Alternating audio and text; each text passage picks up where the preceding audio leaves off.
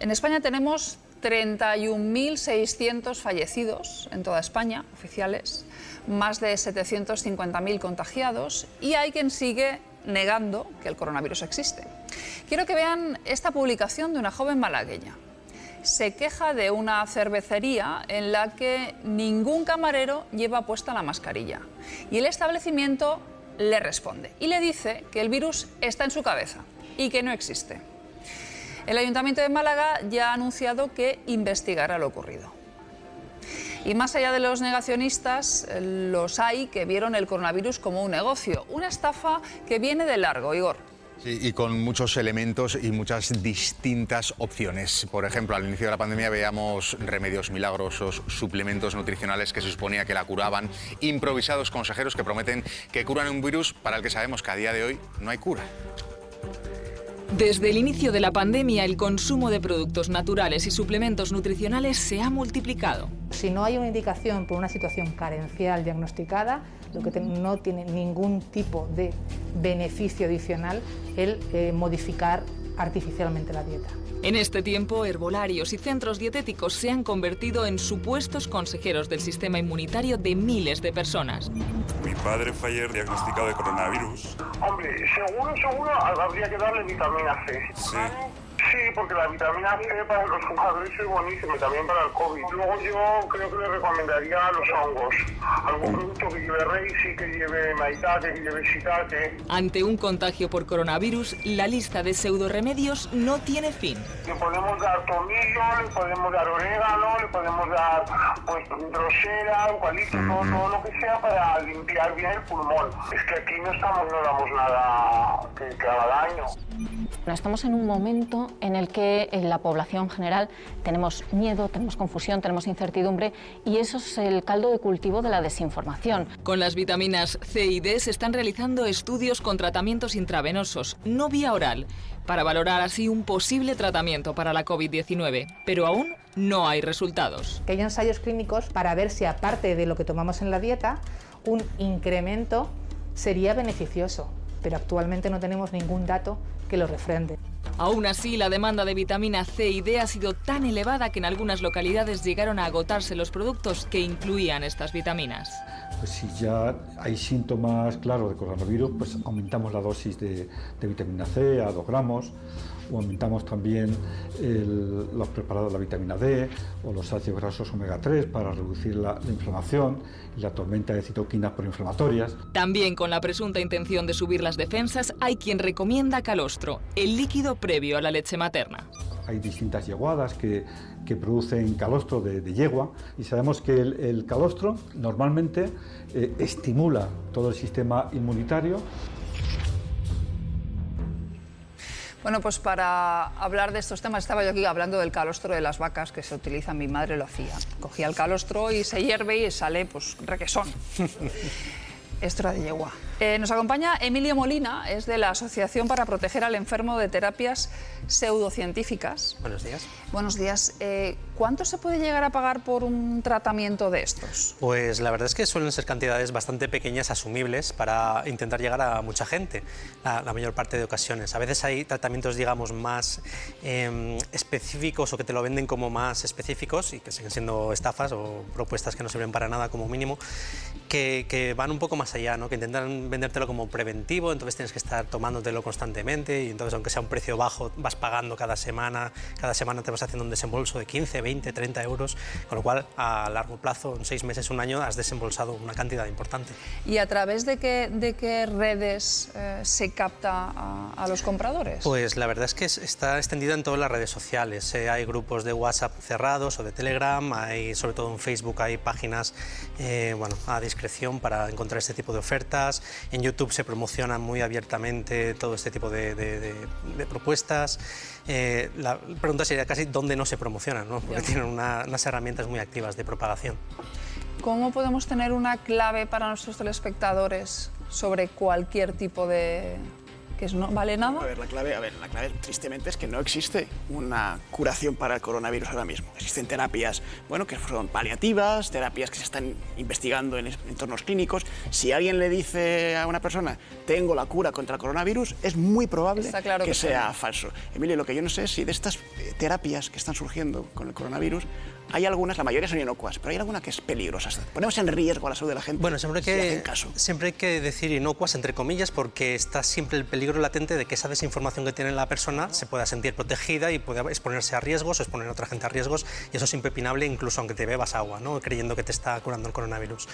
Pero sí, desde luego, estas propuestas como la vitamina C o la vitamina D, que son tóxicas en grandes cantidades, pero bueno, tienes que, digamos, currártelo para intoxicarte con esto, pero hay otras propuestas como por ejemplo unos tipos de lejía, que es el dióxido de cloro o el clorito de sodio, que son tipos de lejía. La gente cree que solo existe la lejía doméstica, hay varios tipos de lejías y están haciéndoles creer que con este tipo de lejías se pueden curar, y está habiendo cada vez más casos de gente intoxicada, pero vamos, con quemaduras en el tracto gastrointestinal, incluso ha llegado a haber casos de fallecidos por metahemoglobinemia, por destruirse la sangre, básicamente, que es lo que pasa cuando bebes mucha lejía. Entonces estamos hablando de que hay desde propuestas que lo mejor que te puede pasar es que te estafen, hasta otras propuestas que es que te pueden llegar a matar. Teniendo en cuenta que el presidente de Estados Unidos hablaba de beber lejía... Es un ejemplo clásico de cómo se están propagando este tipo de bulos. Nos vamos en directo a Las Palmas, tenemos que dejar este tema con un pequeño paréntesis, nos vamos en directo a Las Palmas porque estamos siguiendo esa operación, es la mayor operación contra el tráfico de hachís por vía marítima en España. Tenemos una rueda de prensa en directo, le escuchamos. Una operación que derivó en la interceptación de 4 embarcaciones, con la colaboración de 5 países, y la aprehensión de 35 toneladas de hachís. Es la mayor aprehensión que se ha producido en nuestro país en la lucha contra el tráfico de drogas. Quiero resaltar aquí la colaboración y la participación y darles la enhorabuena, ¿no?, a todos los que han intervenido en esta operación, a la agencia tributaria, a aduanas de la agencia tributaria, a la Policía Nacional, a la Armada también, que participó con el barco de acción marítima Meteoro, y bueno, la colaboración también de 5 países, además de las autoridades judiciales españolas que han también intervenido y que han permitido esta brillantísima operación de aprehensión de droga en las costas cercanas a Canarias. Bueno, una gran noticia para todos, felicitarles de nuevo a todos los que han participado, muy orgulloso como delegado del Gobierno y en nombre del Gobierno de España a cada uno de los que han participado en esa operación que derivó en esa aprehensión de esas embarcaciones, en la detención, quiero recordar, de 8 o 9 personas, 11 personas al final, y bueno, 35 toneladas de hachís. Yo creo que ha merecido la pena esa operación de verdad, y bueno, me señalaban, es una mera indicación, pero que el precio que pudiera tener en ese mercado ilícito se está hablando de cerca de 60 millones de euros, ¿no?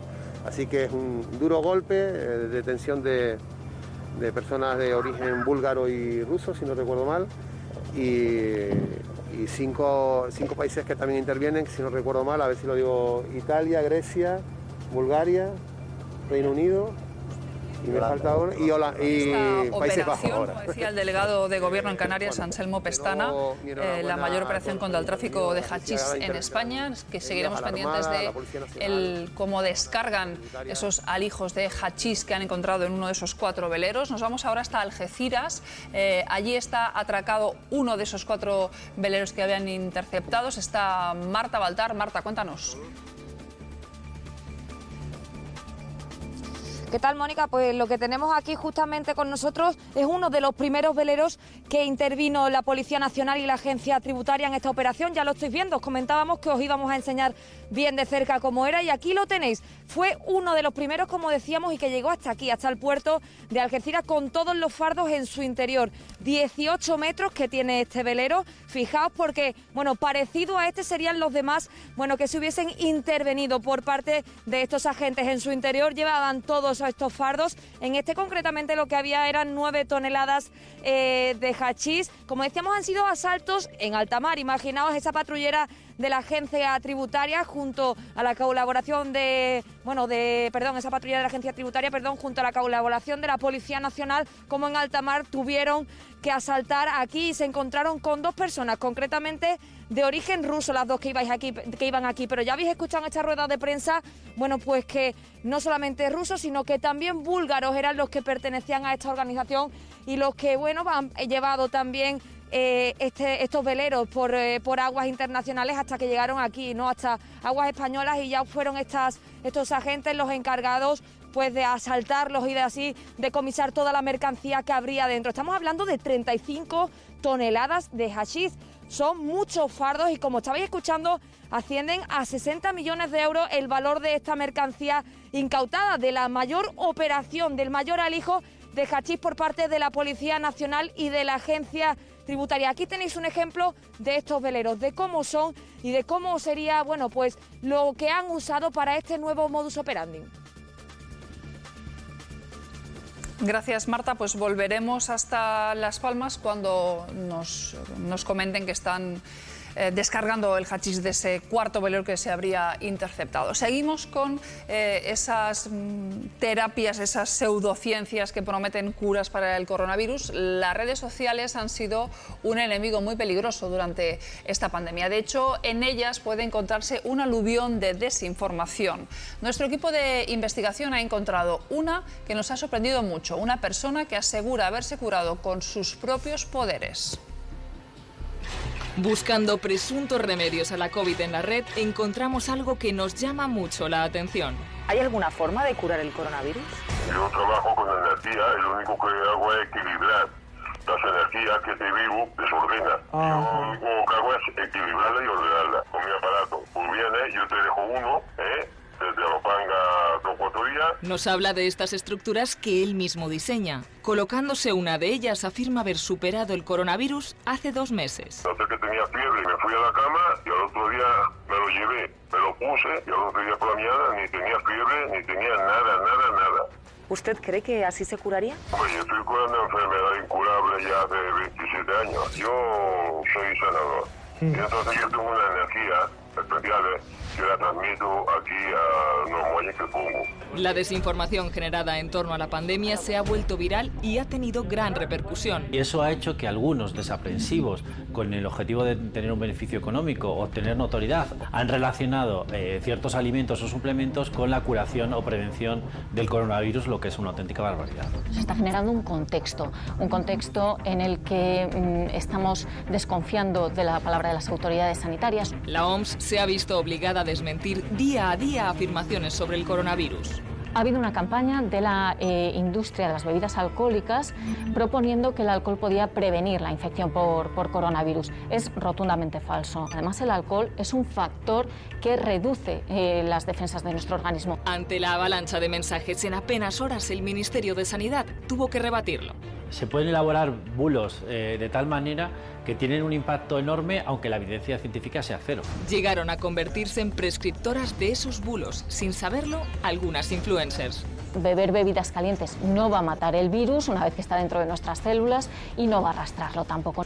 En pocos meses, la lista de mensajes que corrieron por las redes con remedios para curar la COVID-19 se hizo infinita e inverosímil.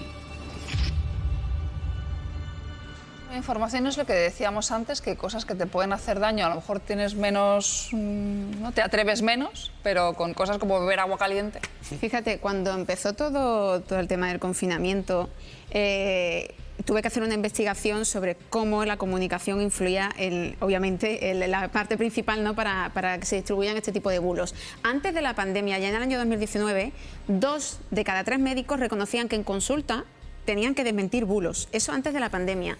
En los primeros 15 días de la pandemia, la Agencia de Verificación de la Unión Europea recogió solo en los primeros 15 días más de 8.000 bulos sobre el coronavirus, y sobre, la mayoría de ellos eran también pues, supuestos remedios para combatir la enfermedad. Y eso al final lo que acaba creando, que es lo que nosotros, los expertos de comunicación, llamamos la infodemia. Es decir, que al final se crea una pandemia de la propia información, información falsa que se termina generando, y que lamentablemente las redes sociales han tenido muchas cosas positivas, pero claro, obviamente también es un canal y un filtro, y por ejemplo, no solamente las redes sociales, estamos hablando del simple WhatsApp, que todo el mundo lleva. Pero una cosa son los bulos y otra cosa son las estafas, Ángel. Son todo. Al final, es cierto, hay que diferenciar, pero al final es todo. Bueno, es tan preocupante que la Fiscalía General del Estado, ya en abril, elaboró un informe y se lo transmitió al resto de fiscales para luchar contra este tipo de bulos. No me refiero a los bulos informativos, sino de todos. Y dentro de estos entraban esto, que son delitos. Y son delitos de estafa, si lo que se persigue es dinero, porque la mayoría lo que persigue es dinero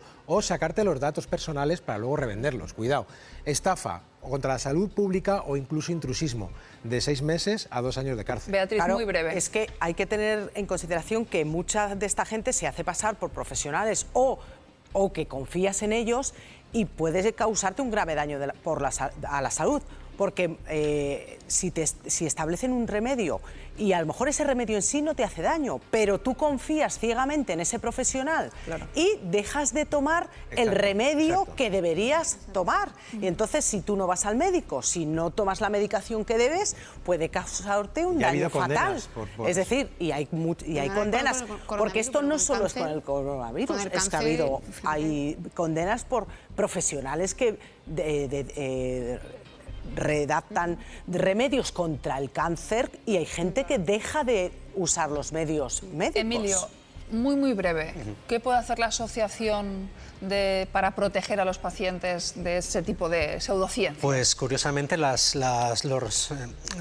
herramientas legales existen, lo que pasa es que no se están poniendo en práctica. Gente como el que acaba de hablar de las energías, que lleva años diciendo que cura el cáncer, con mucha gente que en ese estado de vulnerabilidad necesita algo a lo que asirse y les hace caso, y hay gente que está muriendo, pues han salido en la tele, ha salido muchas veces. No es algo que se escondan precisamente, solo hay que buscar en Google y tener ahí un listado de los charlatanes, pero no se está haciendo nada contra ellos. Entonces, ¿qué se puede hacer? Pues las autoridades sanitarias deberían empezar a tomárselo más en serio. Pues bueno, gracias, queda dicho aquí encima de la mesa.